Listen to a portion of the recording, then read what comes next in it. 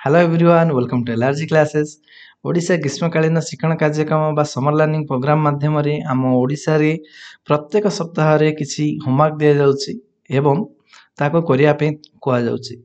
तो सही भली 27 मई 2025 रे षष्ठ श्रेणी सामाजिक विज्ञान रो किसी होमवर्क दिया जाइतिला जोथरे कि दुईटी प्रश्न पचरा जाइतिला। प्रथम प्रश्नटी होची तुमे देखुतबा केउ सब मंदिर रो इतिहास विषय ज्ञान मिले ताहार एक तालिका प्रस्तुत करो।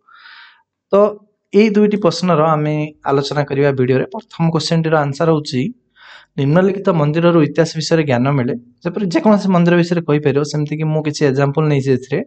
प्रथम नै छै हमर लिंगराज मंदिर को भुवनेश्वर अछि समस्त जानिथियो।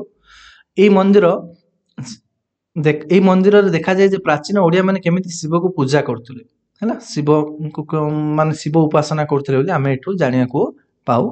ता बाद यार जदि गठन शैली देखिबा तो पुराना कलिंग शिल्पकला विषय ज्ञान मिलता है। सेकेंड जीवा जदि आम मुक्तेश्वर मंदिर भुवनेश्वर ये गोटे जो देख तार जो तोरण द्वार स्टार्टिंग रे जो तोरण द्वार रही बाद जो विभिन्न शिल्पकला देखा जाए सेठु आम जानिया पाऊ जे ओडिशार जो इतिहास रे माने अतीत रे केते पुराना कला संस्कृति थिला ताको आमे जानिया को पाऊ। ता छड़ा ओडिया धार्मिक जीवन शिल्प उन्नति विषय में आम ये जाना पाई। तापर तो कोणार्क सूर्य मंदिर आपको समस्त जानिथिबो। तो यार आकृति रथ भली जहाँ देखी पुरातन शिल्प और वैज्ञानिक चिंताधारा जना पड़ते केते उन्नत मानर थिला ताको आमे जानिया पाई।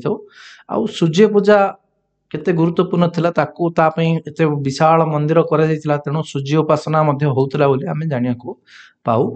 से जगन्नाथ मंदिर पुरी तो एठारे जना जाए जे ओडिशा दीर्घ दिन धरी धार्मिक केन्द्र रही अछि। रथयात्रा भली उत्सव आम ऐतिहासिक संस्कृति को दर्शाई थाए। ता बाद आउ गोटे मंदिर आमे नै छे राजारानी मंदिर भुवनेश्वर ये मध्य गोटे पुरातन महल राज साम्राज्य विषय जना पड़े। एथिरे अनेक प्राचीन शिल्प देखि ओडिया कलार उन्नति मध्य जना पड़ता है। ता बाद आसिला विरूपाक्ष मंदिर सोनपुर तो एठारे चालुक्य शिल्प और पश्चिम ओडिशार इतिहास जना पड़ता है। यह देखा जाए सेतेबेले शिव पूजार विशेष गुरुत्व रोथला। तापर आसिला तारातारिणी मंदिर गंजाम यह देखा जाए जे ओडिया माने को मातृदेवी हैला हमर जो ठाकुराणी पूजा विषय आम जानिया पाई तारातारिणी मंदिर रे यह शक्ति रूपे पूजा करथिले। एठारो शक्तिपीठर धार्मिक विश्वास विषय मध्ये हमको ज्ञान मिली थाए। ता बाद समलेश्वरी मंदिर जोटा कि हमर संबलपुर रही छी एठारो पश्चिम ओडिशार लोकदेवी उपासना उत्सव विषय जना पड़े। यह आमको लोक संस्कृति और देशी धार्मिक प्रथा विषय शिखाई थाए। ये आम 8टा क्वेश्चन नहीं 8टा मंदिर विषय कही तो या तुम मैंने अन्य मंदिर विषय लिखिपर। तो सेकेंड क्वेश्चन थिला किसी वृक्ष पृथ्वी मोबाइल चंद्र इनसाट रॉकेट तारा आईएसएस अच्छे एम को कौन करिया ना ठीक भाव दुई भाग में विभक्त करवा।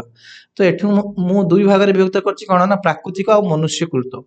प्राकृतिक कोडिक ना वृक्ष पृथ्वी चंद्र तारा ये सब है प्राकृतिक आउ मोबाइल इनसाट रॉकेट एगुड़ाक होउछंती आईआरएस ये सब है मनुष्यकृत हैला। एगुड़िक मनुष्यकृत एक मनुष्य माने बनैछंती मनुष्य मान तैयारी करछंती आप एगुड़ाक प्रकृति तैयारी करछि। तो ये भले आमे आंसर लिखि परियो।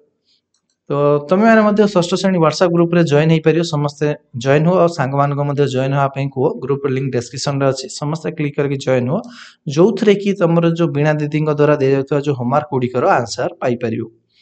ओके आउ वीडियो देखी समस्त अशेष अशेष धन्यवाद। समस्ते वीडियो लाइक कर जदि चैनल को सब्सक्राइब करना सब्सक्राइब कर दियो आ सांग मानकु शेयर कर सांग मानकु समस्त को व्हाट्सएप रे एई चैनल लिंक को शेयर करो जहाँ फल कि सेमाने मध्य यूट्यूब चैनल को सब्सक्राइब करेंगे आ व्हाट्सएप ग्रुप रे जॉइन करने। Thank you.